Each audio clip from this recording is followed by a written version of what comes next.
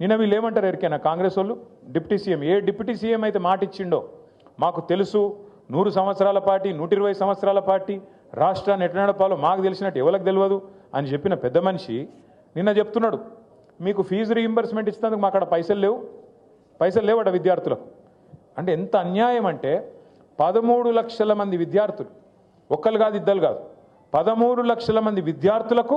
ఇలా శటగోపం పెడుతున్నది కాంగ్రెస్ పార్టీ వాళ్ళు సర్టిఫికెట్లు తీసుకోలేకుండా కాలేజీలకు వెళ్ళి వాళ్ళని ఆగం చేస్తున్నది కాంగ్రెస్ పార్టీ ముస్లింలు కావచ్చు ఎస్సీలు కావచ్చు ఎస్టీలు కావచ్చు బీసీలు కావచ్చు లేదా అగ్రవర్ణాల్లో ఉండే పేదలు కావచ్చు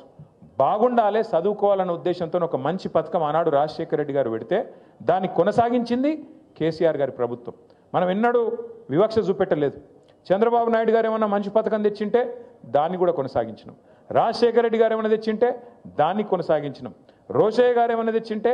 దాన్ని కొనసాగించినాం అట్లాగే కిరణ్ కుమార్ రెడ్డి ఏమన్నా మంచి పని చేస్తే దాన్ని కూడా కొనసాగించినాం తర్వాత మన పథకాలు మనం తెచ్చాం